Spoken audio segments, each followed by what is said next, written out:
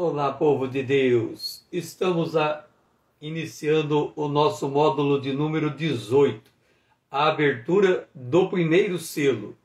O nosso propósito nesse módulo é compreender a abertura do primeiro selo, a formação da confederação do anticristo e a atuação da igreja iníqua.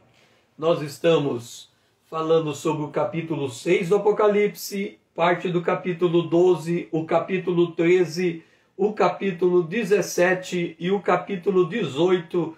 Todos estes capítulos, eles trabalham em cima dos acontecimentos que inicia a abertura dos selos. O texto base, Apocalipse capítulo 6, o versículo 1 e o versículo de número 2. Apocalipse 6. Vi quando o Cordeiro abriu um dos 7 selos, e ouvi um dos 4 seres viventes. Dolores, seja bem-vinda. Dizendo, vem. Vi, então, e eis um cavalo branco, e o seu cavaleiro com um arco, e foi-lhe dado uma coroa, e ele saiu vencendo e para vencer. Seja bem-vinda, Dolores. Nós estamos iniciando, dando os textos básicos que vai fazer parte desse módulo 18, a abertura do primeiro selo do Apocalipse. O Apocalipse, no capítulo 17, ele também trata do mesmo contexto. Aliás, capítulo 12, versículo 17. Irou-se o dragão contra a mulher e foi pelejar com o resto da sua descendência, os que guardam os mandamentos de Deus e têm o testemunho de Jesus. E a besta se pôs em pé sobre o mar. Também o Apocalipse 13, capítulo 13, versículo 1. Vi emergir do mar uma besta, que tinha 10 chifres e 7 cabeças, e sobre os chifres 10 diademas, e sobre as cabeças nomes de blasfêmias. Então, vem a pergunta: como é que nós vamos abordar a palavra profética?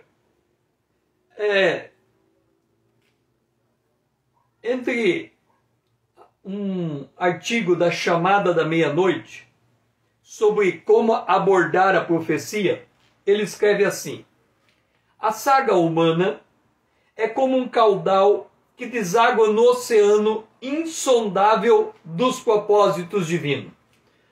Todos os rios correm para o mar. A história da humanidade, ela corre para concretizar o propósito de Deus. Deus faz o seu propósito mesmo com o homem agindo contrário a este propósito. Aí o artigo diz: a abordagem adequada que todos os estudantes da profecia bíblica deveriam empregar é, primeiramente, estudar a Bíblia indutivamente para ver o que ela diz, não levando em consideração nenhum dos acontecimentos correntes. Tem muita gente que quer estudar a Bíblia da seguinte forma: ele vai no jornal, examina o que está acontecendo no mundo, vem para a Bíblia e tenta entender o que está escrito na Bíblia do que está acontecendo no mundo. Na verdade, observa a faculdade de engenharia. Nós sentamos nos bancos escolares, estudamos tudo sobre cálculo, depois de formado, fazemos um edifício real, verdadeiro. Mas toda a teoria já está entranhada no engenheiro, e aí ele consegue fazer um edifício. Da mesma maneira, deveria ser a maneira como estudamos a Bíblia. Nós devemos estudar a Bíblia para conhecer a vontade de Deus. Ora, se existe uma vontade de Deus, existe uma vontade que é nossa. Essas duas, elas podem estar em mundos opostos. Para eu poder saber se eu vou abrir mão da minha vontade para assumir a vontade de Deus, eu tenho que conhecer essa vontade. Porque senão eu não tenho mecanismo de decisão para saber se a de Deus é superior à minha vontade. O fato de ser de Deus, ela é superior. Mas se eu não a conheço, eu não tenho parâmetro para decidir. Então a mesma coisa com a palavra profética. Se eu não sei o que a palavra de Deus diz, como é que eu vou olhar o mundo e entender? Então primeiro eu tenho que entender a Bíblia, e depois eu olho para o mundo e digo, está em conformidade com o que está escrito na Bíblia. Continua o artigo. Deve-se primeiro verificar, a partir de uma interpretação adequada das Escrituras, o que é que o Senhor afirma sobre profecias bíblicas futuras. Deixe-me dizer como que eu estudei o Apocalipse. Faz em torno de 30 anos que eu estou estudando o Apocalipse. Nesses 30 anos, eu só ensinei o Apocalipse 3 vezes. E não mais. E agora eu estou, de forma sistemática, transmitindo o Apocalipse através do Instagram e o YouTube. Então, note uma coisa. Quando eu estudei a primeira vez o Apocalipse e fui ministrar o Apocalipse a primeira vez, eu tinha certeza do que eu estava falando do capítulo 1, 2 e 3.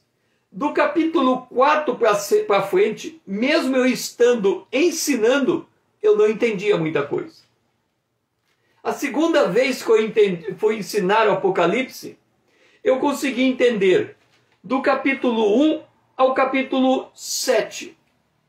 Do 8 em diante, eu não conseguia entender.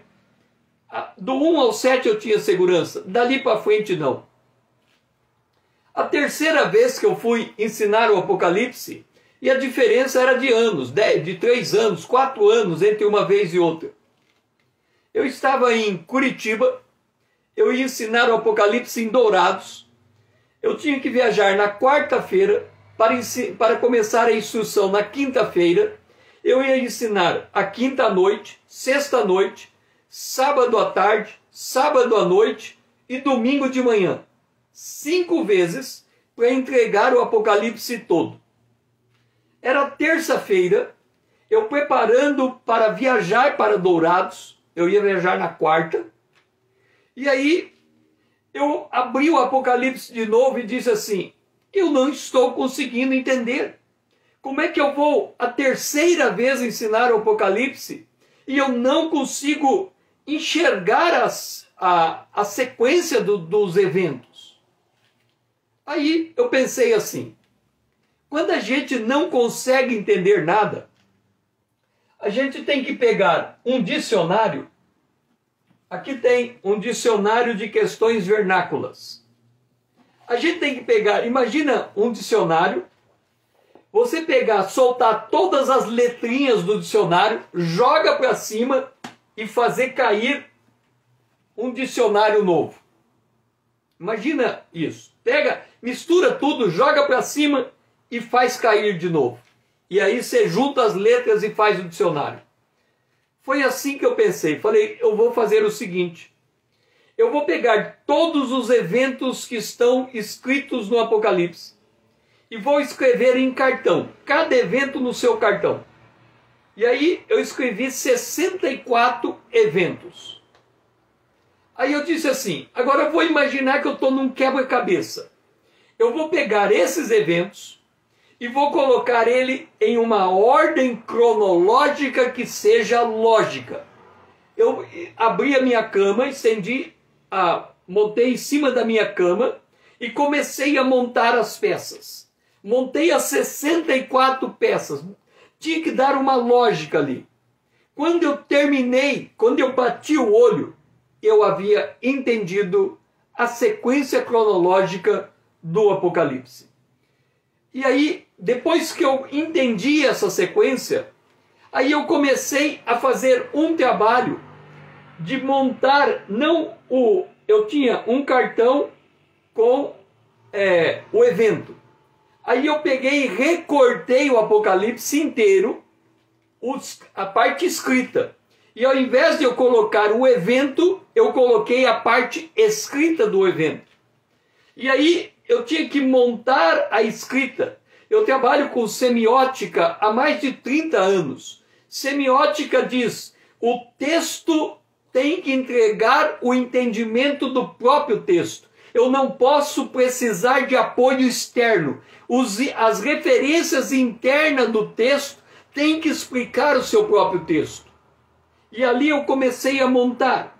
E aqui esse texto está dizendo o seguinte: uma vez que a pessoa verificou o que a Bíblia afirma, então ela será capaz de montar uma estrutura do plano de Deus para o futuro. Essa estrutura está retratada nesses marcos escatológicos. Quando eu trabalhei no Tribunal de Contas de Mato Grosso, não no tribunal, eu trabalhei em prefeitura que tinha que responder informação para o tribunal. O Tribunal de Mato Grosso, para ensinar as pessoas a controlar o orçamento público, ele trabalhou um conceito chamado ponto de controle. E ele dizia assim: para você controlar um orçamento público, você tem que ter pontos de controles, e naqueles pontos de controles tudo tem que fechar. Então imagina você o seguinte: eu estou num quarto e tem uma porta e uma janela. A janela está fechada e o edifício é 4 andares. Ninguém vai pular a janela. Então a única maneira de sair do quarto é pela porta. A porta é meu ponto de controle. Se eu quiser saber quem entra e quem sai, eu só preciso olhar para a porta. Quem entrar e quem sair, eu olhando a porta, eu sei que entrou e saiu. Isso é ponto de controle. Marco profético é ponto de controle. Quer dizer, a história tem que passar naquele marco. Ela não pode desviar daquele marco. Ela vai chegar ali. Então eu não olho para a história, eu olho para o marco. E quando a história chega no marco, eu digo: chegou, o marco está aqui. Então, 1948, Israel se formou nação. A Bíblia falou que Israel ia voltar a ser nação. Então eu tinha que olhar Israel ser nação. 1948 ele foi nação. Então este é um marco. A Bíblia de forma bem determinada, bem firme, bem concreta, ela se cumpriu nesse evento. Então eu consigo enxergar o marco temporal à luz da palavra profética. E aqui continua: assim que tiver manuseado adequadamente as escrituras dessa maneira, a pessoa pode, então, olhar os acontecimentos atuais e verificar determinadas tendências que podem estar desenvolvendo a movimentação na direção que a Bíblia diz. Então é isso que eu faço. Eu pego os eventos bíblicos e abro esses eventos, detalho esses eventos, coloco eles em marcos temporais e mostro o caminho que a história tem que percorrer para que aqueles marcos se concretizem. Então, quando eu olho a história, eu vejo a Bíblia se cumprindo. Por quê? Porque o marco está ali me mostrando claramente como que as coisas estão correndo. Então, olha, em Daniel, capítulo 11, versículo 21 a 23, ele fala de um homem vil. Depois se levantará no seu lugar um homem vil. Observa Jesus Cristo. Ele escolhe 12 apóstolos. Um é traidor. Aquele que era traidor, que Jesus sabia que ele era traidor, Jesus sabia que ele ia vender Jesus por 30 moedas de prata. Jesus sabia que quando ele fizesse essa venda, Jesus seria crucificado. Este homem é um homem vil. Mas ele fez parte da história bíblica. Como que um homem vil, um homem desta natureza pode existir? O problema nosso é que nós temos uma visão do ser humano, uma visão romanceada. nós olhamos para alguém como Ritter e dizemos assim: aquilo é uma exceção. Aquilo é uma exceção. Permita-me contar um caso que aconteceu comigo para você perceber como um homem sem a graça de Deus, ele pode se tornar alguém sumamente mau. A cena é a seguinte: eu me converti aos 18 anos de idade. Depois, em 1984, então 23 anos de idade, eu fui fazer seminário de teologia. Convertido, fazendo seminário de teologia. No seminário, antes de começar todas as aulas, tinha um culto. Um culto de 10 a 15 minutos. Todo culto, um aluno falava, dava um testemunho ou pregava. Naquele culto em particular, eu estava sentado no corredor, a primeira cadeira do lado do corredor, que sai da sala de aula, aonde estava tendo o culto. Uma moça estava sentada do meu lado. Um amigo meu, que veio a ser pastor depois, pediu a palavra para dizer algo. Ninguém sabia o que ele ia dizer, e eu estava ouvindo. Quando ele assumiu a posição para falar e começou a dizer o que ele ia dizer, ele disse assim: eu vim aqui confessar que eu colei na prova e eu estou arrependido e eu estou publicamente contando que eu colei na prova e eu peço ao professor que me dê nota 0. Essa foi a palavra dele. Quando ele começou a contar que ele teve nota 0, ou que ele colou na prova, eu, sentado na cadeira, pensei comigo: por que ele teve que contar em público que ele colou? Por que ele não contou ao professor? Por que ele não contou na sala de aula? Por que ele contou nesse lugar?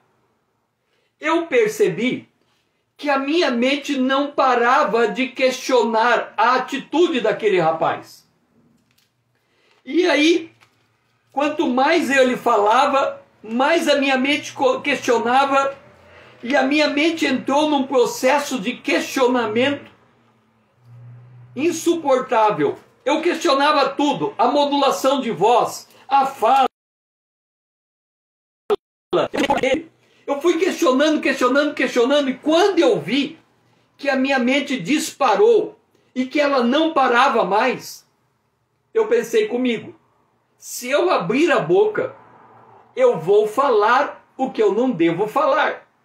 Então vou fazer o seguinte: para eu não correr o risco de eu falar, eu vou morder a língua, vou morder o lábio e vou apertar para doer, porque se alguém tentar falar comigo e eu abrir a boca, eu estou mordendo tão forte a minha boca que eu não vou conseguir falar se uma pessoa falar comigo. Quando eu fiz esse movimento de morder forte, machucando, a moça do lado virou para mim e disse assim: o que é que o fulano falou? Quando ela perguntou, eu tinha que falar, mas eu estava mordendo a boca. E eu vi que se eu falasse com ela, eu ia zombar ou desprezar ou criticar a pessoa que estava contando. Então eu atrapalhadamente falei alguma coisa, ela não entendeu. E quando ela não entendeu, eu mordi a boca de novo e falei: eu vou ficar quieto, eu não posso falar. E aí começou o culto. Aí eu pensei comigo: quando o culto terminar, como eu estou sentado no corredor, eu vou sair correndo. E aí eu vou para a sala e vou pegar a Bíblia. Vou abrir a Bíblia e vou começar a ler e não vou falar com ninguém até minha mente voltar ao normal, ela parar de criticar, porque ela não parava de criticar. Então eu saí correndo do culto, fui o primeiro a chegar na porta, fui para a sala de aula, abri a Bíblia e comecei a ler. Só que na hora de abrir a Bíblia ao acaso, eu abri a Bíblia no Salmo 68 e comecei a ler. Levanta-se Deus, dispersando-se os seus inimigos. De sua presença fogem. Deixa me ver, peraí. 68. 64. Ouve, ó Deus, a minha voz nas minhas perplexidades. Eu estava perplexo com minha mente. Preserva a minha vida do terror do inimigo. Esconde-me das conspiração dos malfeitores e do tumulto dos que praticam a iniquidade, os quais afiam a língua com espada e apontam, olha só, apontam quais flechas, palavras amargas para as ocultas atingirem o íntegro. Contra ele disparam repentinamente e não temem. Deixe-me explicar. A nossa mente é como uma estação de rádio. Nós pensamos os nossos pensamentos.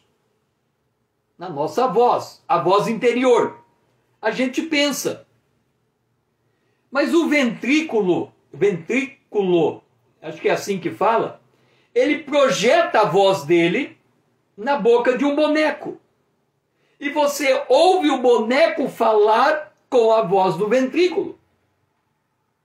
Imagina alguém de fora de você lançando uma voz para dentro da tua cabeça na mesma entonação da sua voz.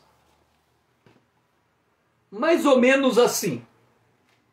Imagina que eu estou parado aqui e passa uma mulher bonita. Quando ela passa por mim, eu penso assim, eu faço a seguinte observação na minha mente. Que mulher bonita. Ok? Eu olho a mulher bonita e digo, que mulher bonita. Só que, ato seguinte, eu digo assim, é mesmo, que mulher bonita. Aí vem a pergunta, pera lá, se eu afirmei, que mulher bonita, exclamei, que mulher bonita, e em seguida eu disse, é verdade, que mulher bonita, as duas falas não podem vir da mesma fonte. Entenderam? Na minha cabeça, uma mulher bonita passa e eu digo, que mulher bonita. E aí, na minha cabeça eu digo, é verdade, que mulher bonita. Mas espera lá, a primeira voz falou, a segunda voz confirmou a primeira voz. Então quem foi a primeira voz? Aqui está dizendo, apontam quais flechas amargas para as ocultas atingirem o íntegro, contra ele disparam repentinamente e não temem. E aí continua, teimam no mau propósito, falam em secretamente armar cilada, dizendo quem nos verá são seres invisíveis. Estão jogando, projetam iniquidade. E aí vem a situação da minha mente. Inquirem tudo que se pode escogitar. É um abismo o pensamento e o coração de cada um deles. Era o retrato da minha mente. E ali eu entendi. Os pensamentos que estavam na minha mente não vieram da minha pessoa. Estavam sendo infiltrados e era por isso que eles estavam descontrolados. E ali, quando eu li essa parte e cheguei em Salmo 64, verso 7, diz, mas Deus desfere contra eles uma seta, de súbito se acharão feridos. E quando eu li esse versículo, a minha mente entrou em absoluto estado de paz. Nenhum pensamento mais estava ali. Dessarte, serão levados a tropeçar, a própria língua se voltará contra eles. Todos os que veem meneam a cabeça, e todos os homens temerão e anunciarão as obras de Deus, e entenderão o que ele faz. O justo se alega no Senhor e nele confia, e os retos de coração todos se gloriam. Quer dizer, eu estou contando o testemunho, conforme o texto diz, de um livramento que Deus me deu. Agora, eu me reputo por um homem íntegro, porque recebi Jesus como Salvador, sou justificado em Cristo Jesus, uma nova criatura, mas os meus pensamentos podem ficar descontrolados. Nos Efésios capítulo 6 fala de setas inflamadas do maligno. Setas inflamadas do maligno são setas de pensamentos.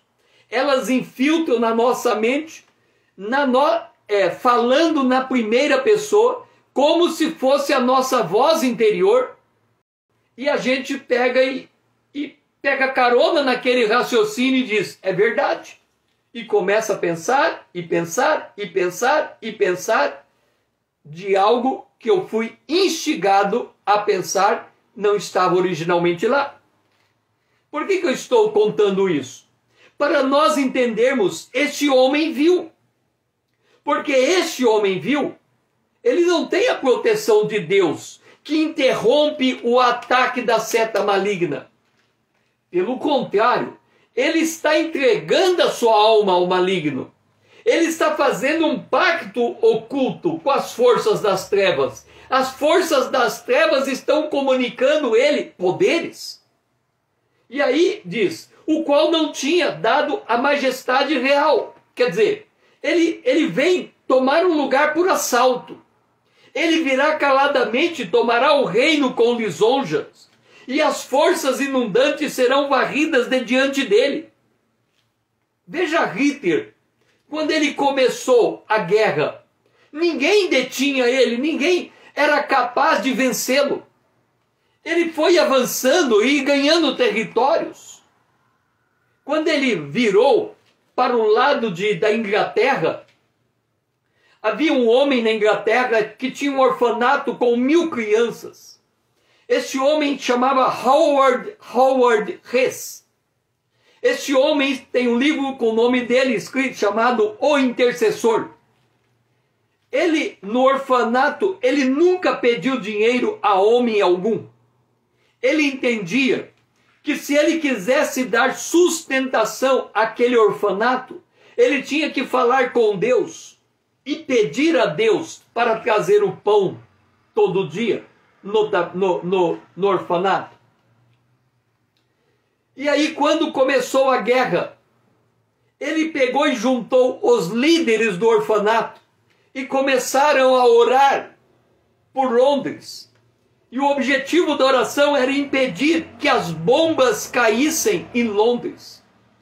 E ele dizia assim, se nós cremos no poder da oração, nós não vamos ficar no bunker, no lugar do abrigo, quando os aviões passarem com bombardeio. Nós vamos ficar orando, vendo os aviões passando. Porque se Deus não for capaz de impedir uma bomba cair sobre nós, como ele vai ser capaz de impedir uma bomba cair sobre Londres?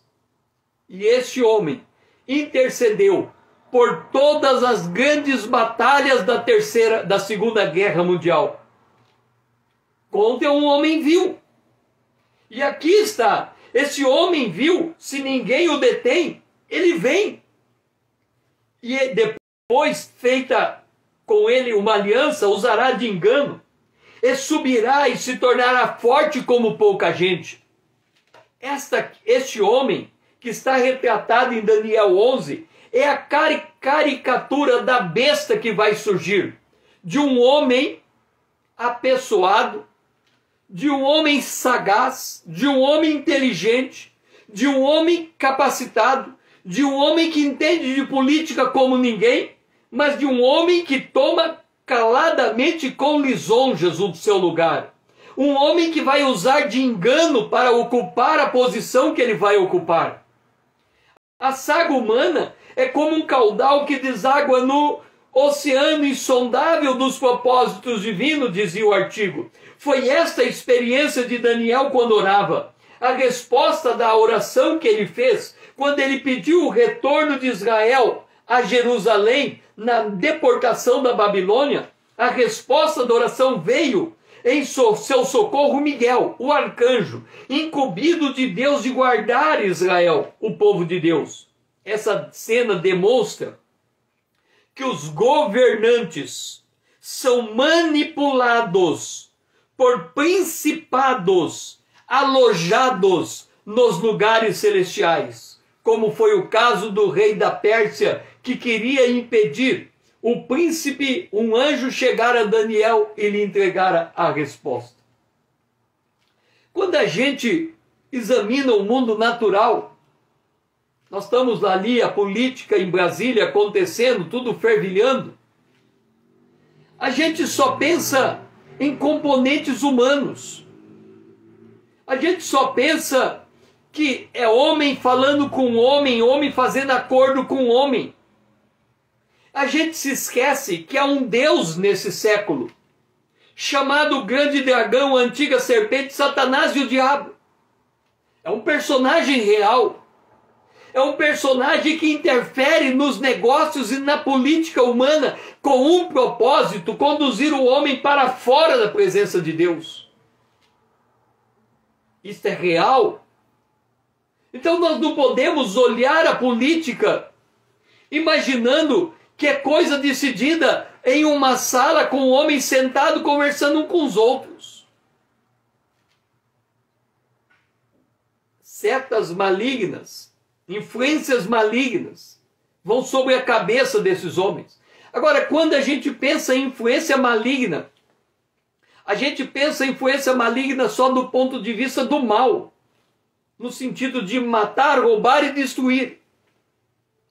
No entanto, se alguém influenciar uma pessoa para tirar ela da presença de Deus, por meio de uma coisa boa, como os cuidados dessa vida, a sedução das riquezas, essa sedução tem papel igual à morte de alguém para Satanás. Porque ele está alcançando o seu intento. Se ele conseguir fazer um homem trabalhar sem cessar, até ele perder a família dele, está bom, de bom tamanho. Ainda que ele ficou rico, que adianta o homem ganhar o mundo inteiro e perder a sua alma? Então nós temos que entender que quando tratamos com os negócios humanos, nós tratamos em um ambiente espiritual de interferências divina e maligna. A influência divina eleva o homem, a interferência maligna derruba o homem. E esse ambiente é um ambiente real que nós temos que considerar. Assim como Deus revelou a Daniel que o reino da Pérsia era supervisionado por um principado. Seríamos infantis se imaginar que o Brasil não tem um principado. Um principado tomando conta dessa nação. Quando ainda se levantaria 4 reis, sendo eles Ciro II, Cambises, Dário, Itaspe e Xerxes.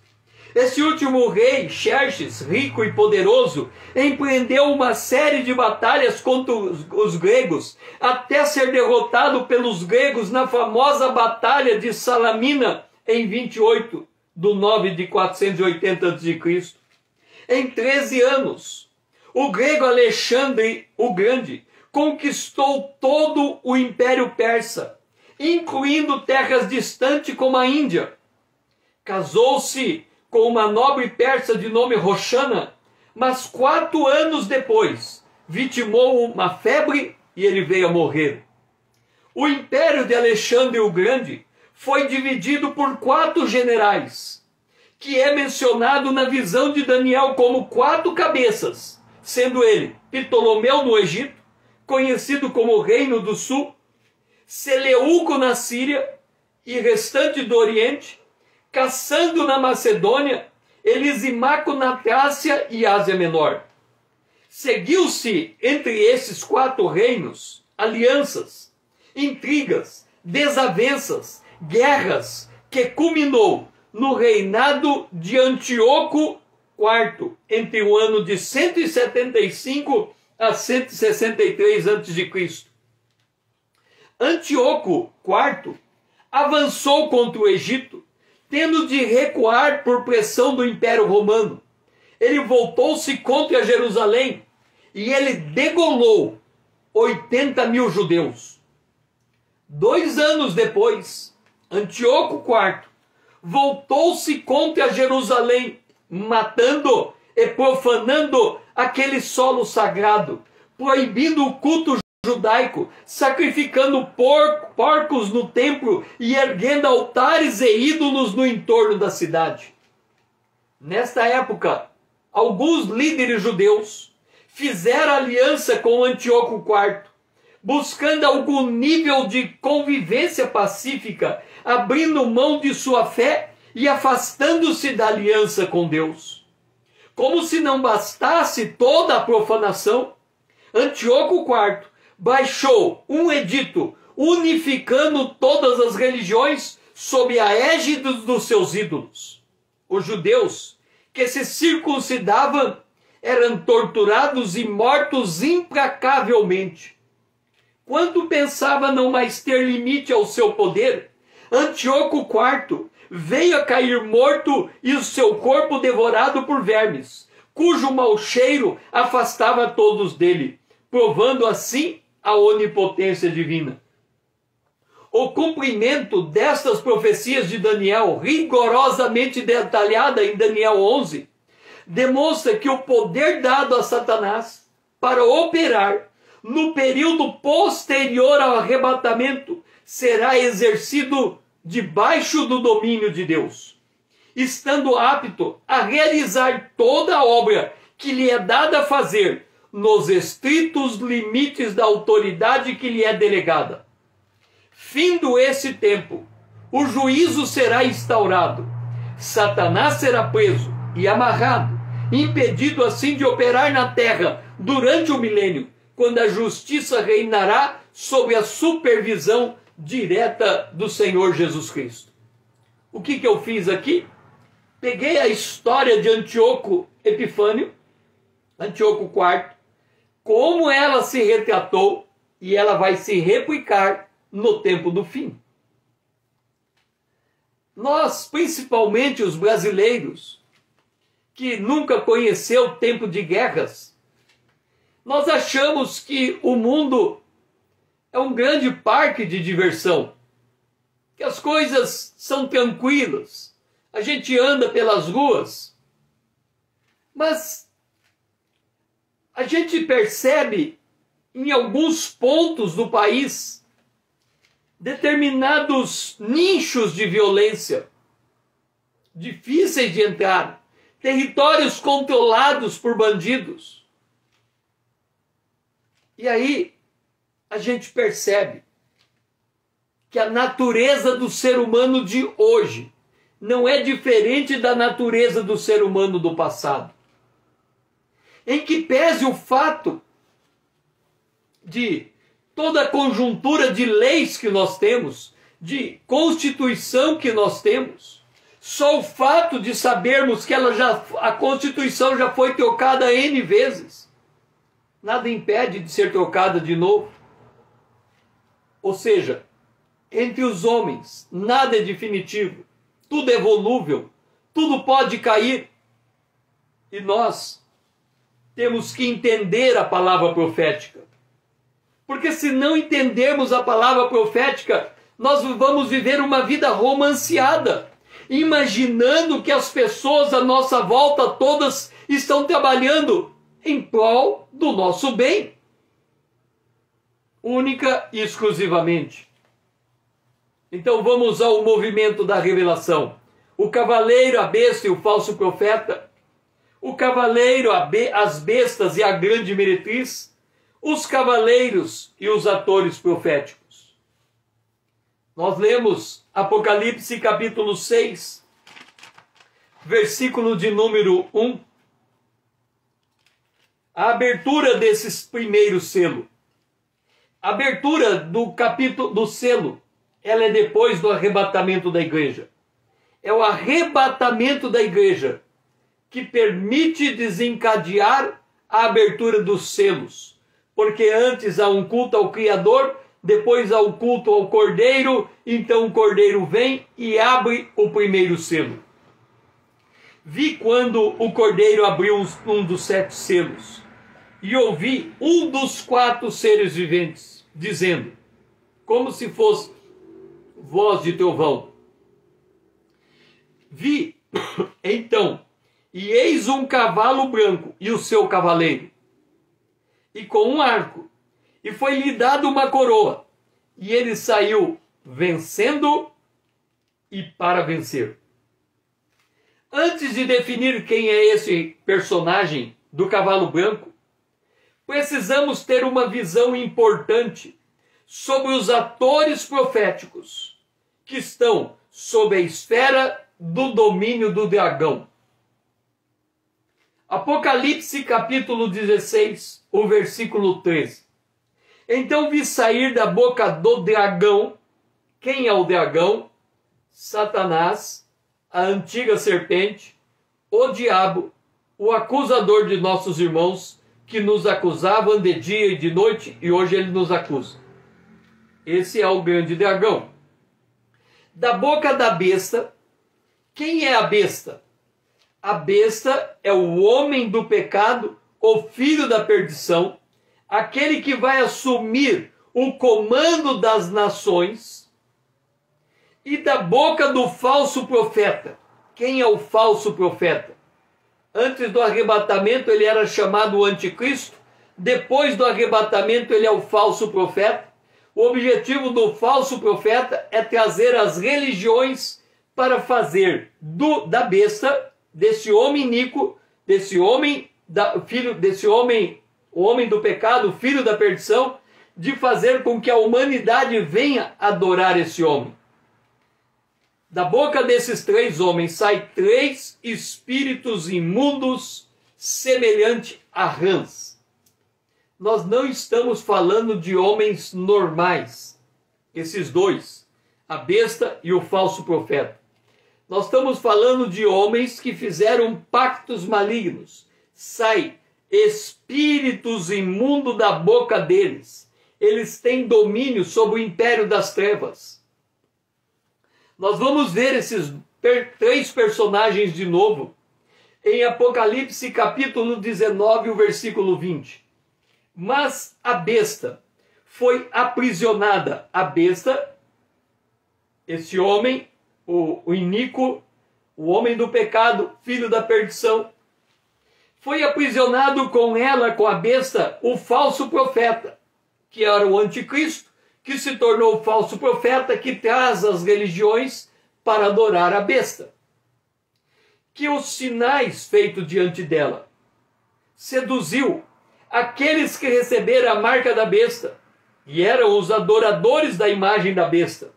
Os 2, a besta e o falso profeta, os 2 foram lançados vivos dentro do lago de fogo, que arde com enxofre.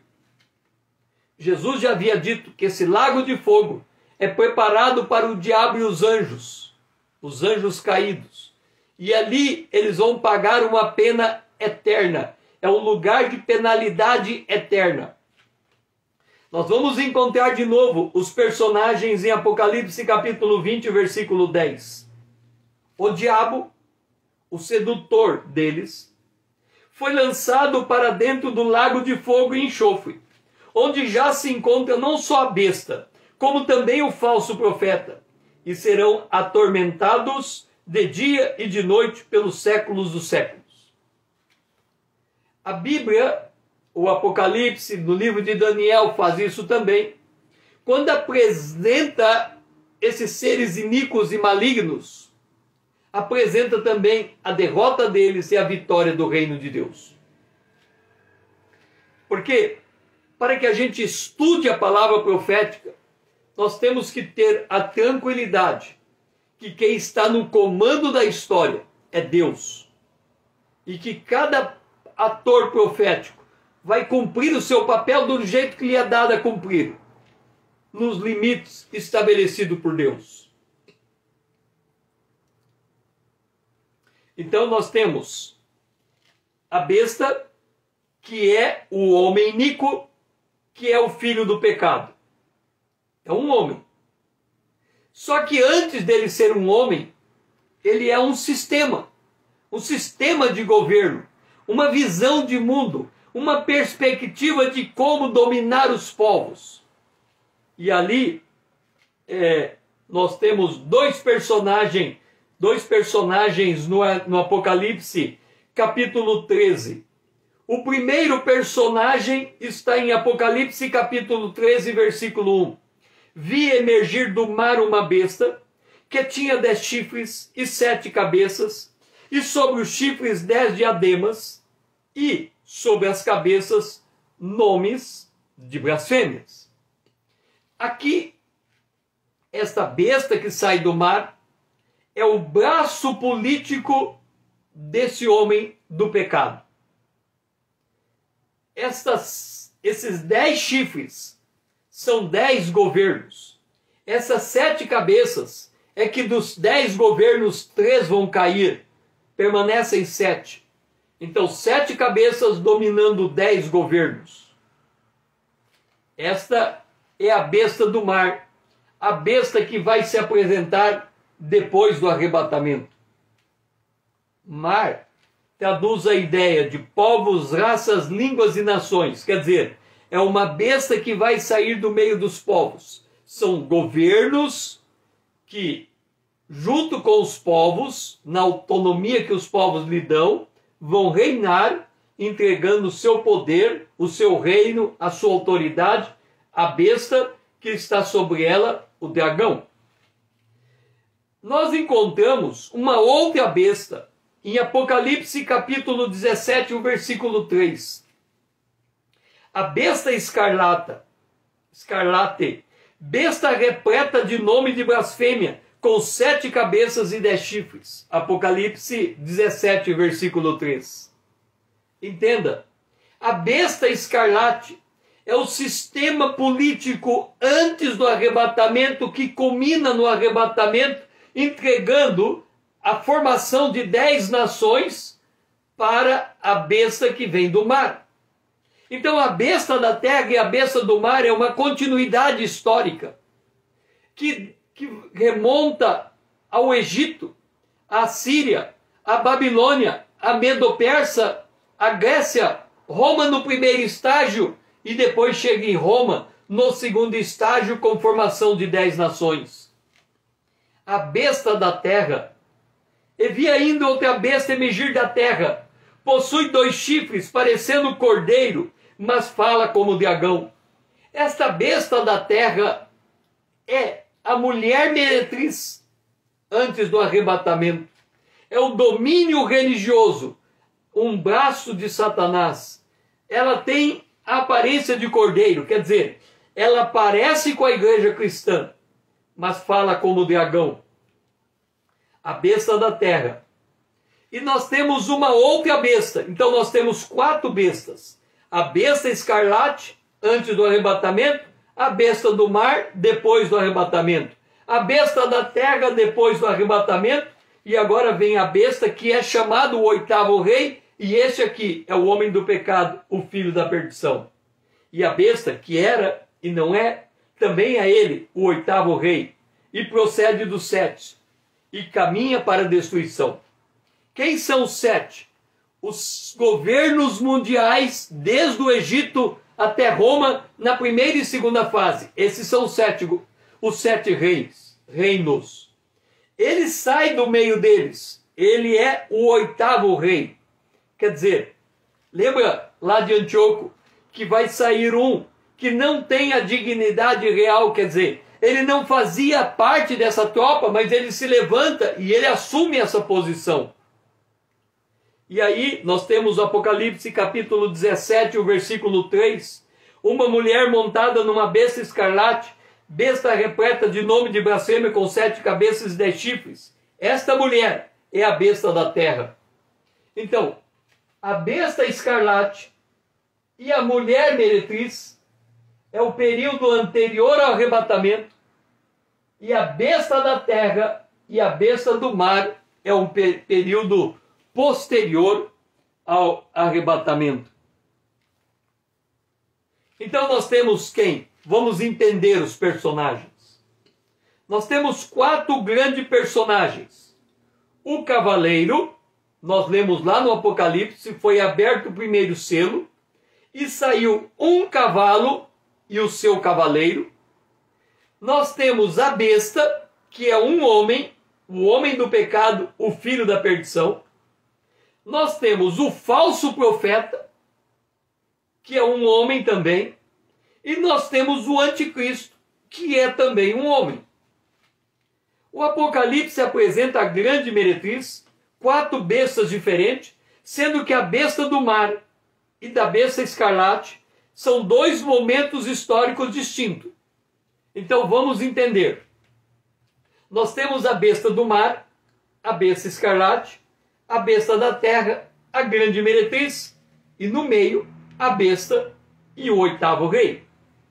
É preciso identificar quem é a besta, quem é o falso profeta, e desses 2, quem é o anticristo e quem é o cavaleiro.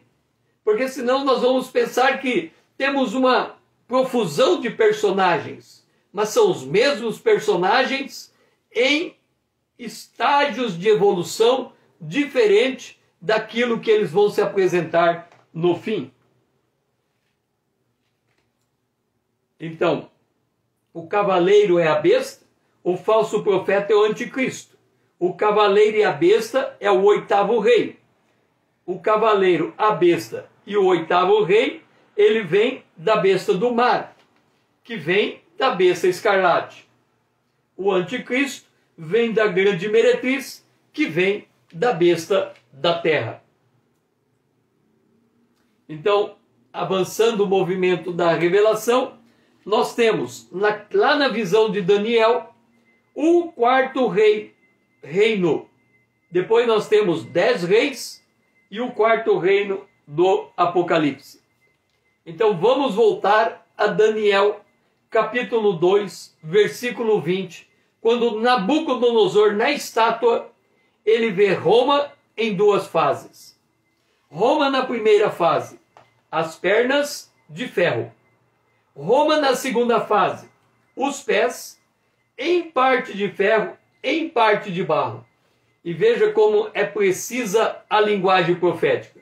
Quando ele cita Roma, a segunda fase, apontando para os pés têm 10 dedos. A formação de 10 nações no tempo do fim. Daniel 2,42, como os artelhos dos pés eram em parte de ferro, em parte de barro, assim, por uma parte o reino será forte e por outra frágil. Por quê?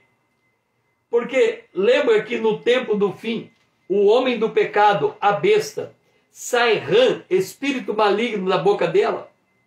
Quer dizer, estes homens farão pactos com as forças das trevas, por isso uma parte é forte, as trevas, e uma parte é fraca, a natureza humana, que não sustenta aquilo que se deve sustentar na sua palavra. E aí nós temos Mateus 12, 26. Se Satanás expele a Satanás, dividido está contra si mesmo. Como, pois, subsistirá o seu reino? Quer dizer, esses reinos que vão formar com poderes malignos, eles têm um quê de fragilidade no meio deles. Então, não é um reino coeso. Alguma coisa acontece que acaba não dando liga.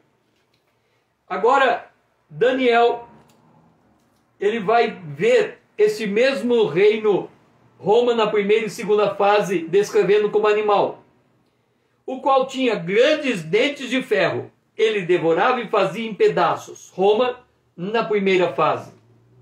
E pisava aos pés o que sobejava. Era diferente de todos os animais que apareciam ante deles. E tinha 10 chifres. Roma na segunda fase.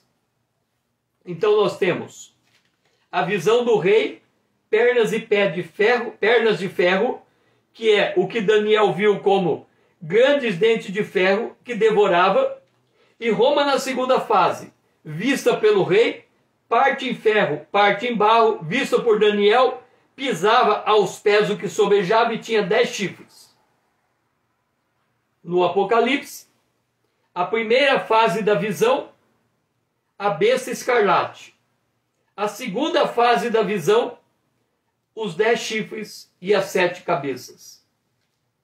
Então, nós temos a história antes do arrebatamento, seja bem-vinda, e a história depois do arrebatamento. E aqui nós temos a Roma na primeira fase e Roma na segunda fase. O Império Romano, ele foi um império que se desintegrou, ele não foi destruído por um outro império. Na verdade, ele está operando por debaixo dos panos da história e ele se levanta no tempo do fim. Lena, seja bem-vinda. Ele se levanta no tempo do fim como formado por 10 nações. E assim, Lena, você já foi chegando no final dessa live. Nós estávamos retratando a abertura do Apocalipse, o primeiro selo, e estávamos identificando quem é o cavaleiro do cavalo branco do primeiro selo, que é a besta. E aí nós fomos mostrando como que vai se formando esse poderio que vai fazer com que a humanidade, os governantes do mundo, entregue o seu poder a um homem que o apóstolo Paulo chama do homem do pecado, filho da perdição. No Apocalipse, a besta, o cavaleiro branco, cavaleiro montado em um cavalo branco, todos estes são a mesma figura. Foi muito bom ter vocês aqui comigo. Nós, se o Senhor nos permitir, voltaremos amanhã às 20 horas em ponto. Você é nosso convidado para estar aqui, para darmos continuidade na abertura do primeiro selo.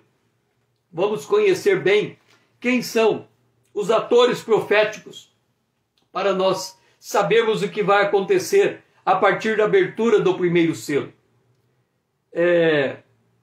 Venha fazer parte da minha comunidade.